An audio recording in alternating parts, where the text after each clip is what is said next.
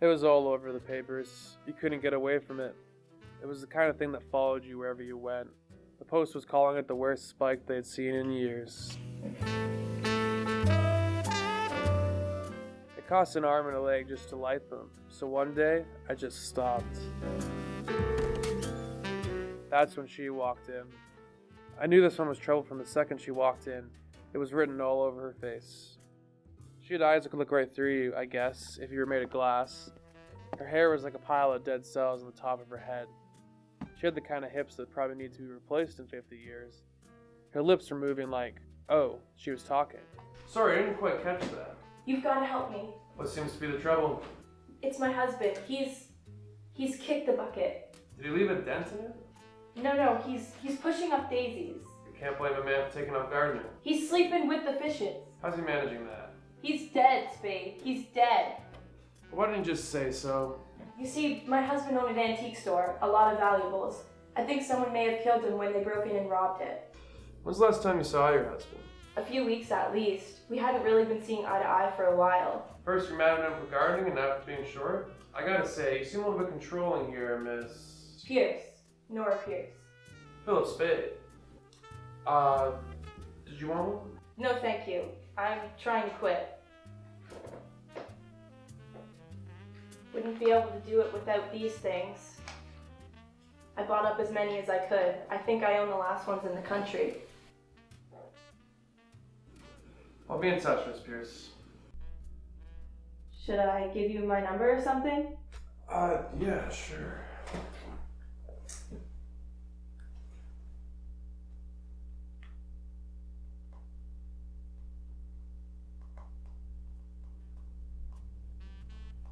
Thanks again, Spade. I'm sure you'll be a great help.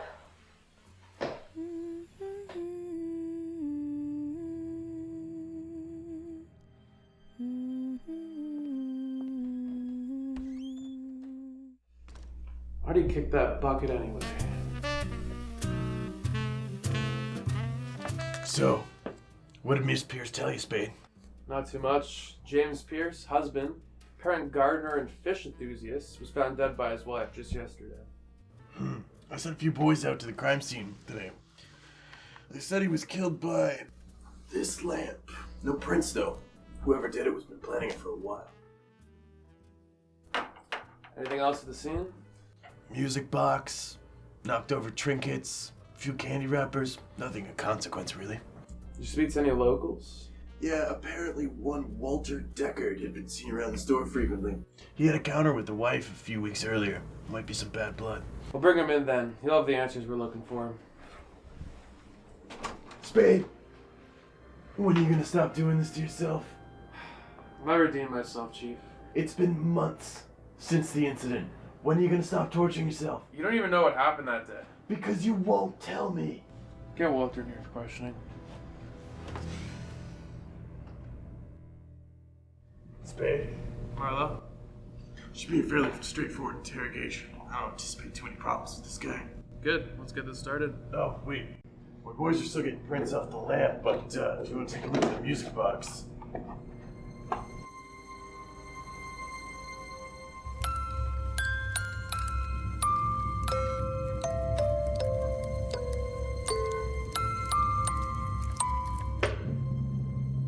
I think this one calls for some classic techniques. Good old, good cop, bad cop. You alright with playing bad cop? Yeah, let's do this.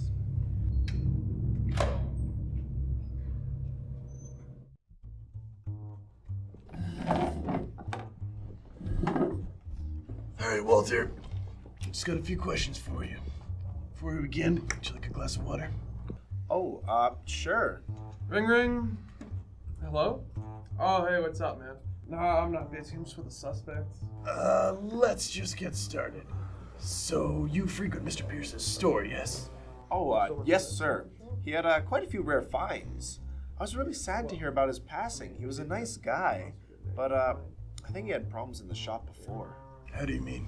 Last time I was in there, he was talking about things disappearing, like a necklace here and a watch there. Mm-hmm. Oh, you know, typical week, yeah. Eating donuts, firing guns for no reason, taking joyrides in a cruiser. Typical week. Had a lot of break-ins then? Oh no, he had that place locked up tight. Well, Walter, the reason you're here is because I think you might be involved in this murder. What? Why me? You want me to falsely blame minority groups for a recent shooting? Cool, man. I'll go call Fox News. Spade! What the hell are you doing? I'm being a bad cop. Didn't you see me, man? I was like totally incompetent. Like the worst cop I've ever seen. That's what you wanted, right? Okay, look. I'm the good guy. I want him to trust me. You are the bad guy. You want to intimidate him. How would I do that? I don't know, make him feel vulnerable or something. Alright, I think I can do that. Walter, I'm on your side. I want to be your friend. My partner here, he doesn't like being messed with. You don't want to make him mad. You have terrible skin and a girlish figure. Yeah, what? Do you always do that with your hair? Because it's like, fine, I guess. Excuse us. Spade, what game are you playing? You said to make him feel vulnerable. I was hitting him where it hurts. Phillip, you know what? Forget it. Just forget the whole thing. Come on, Chief, give me another shot. I need this one. Does this have anything to do with the incident? Spade, you can't let this keep weighing you down. It's starting to affect your work. You need to tell me what happened.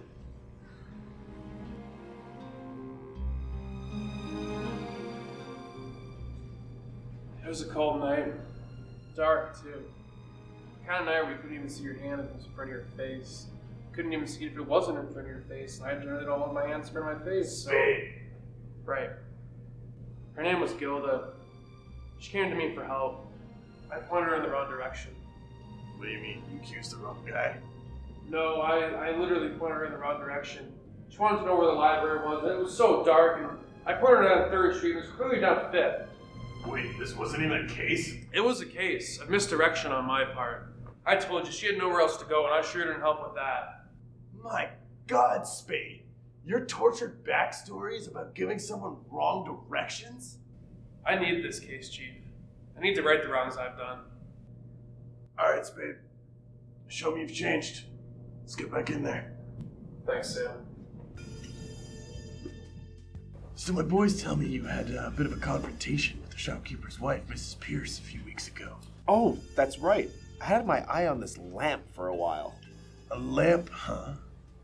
Oh, yeah, this thing was gorgeous. But it was always hidden away, or the wife was out cleaning it or something. I picked it up once and she nearly bit my damn head off. She was going off about how I didn't know what I was doing or didn't know how valuable it was. Why would someone use something so valuable to kill the shopkeeper? I had my boys look into the model just in case. The lamp was about a $10 lamp they found at Sears.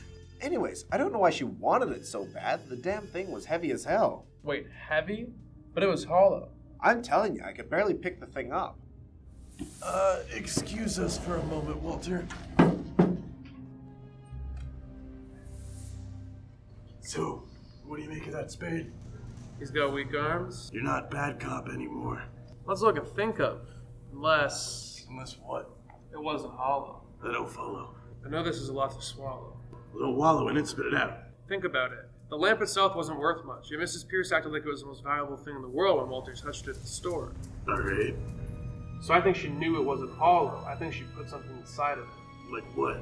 Valuables? Walter said stock had gotten missing recently. I think it was in the lamp. I think she had a pretty good stash going on, and she was just waiting for the right moment. So you think she took the valuables, stashed them in the lamp, waited for the right opportunity, bashed her husband over the head with it, and made off with the collection? I do. It's a pretty hefty accusation, Spade. You got anything to back that up? What else did your boys find on the scene? Other than the lamp and the music box, I told you, just some trinkets and some mint wrappers. Which brand? Why does that matter? Which brand?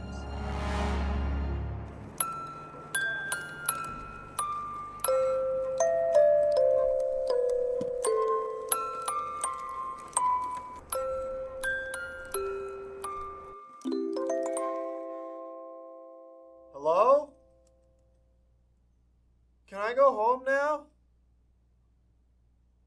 I think I left the stove on. I need to feed my cats. I need to feed my cats with the stove on.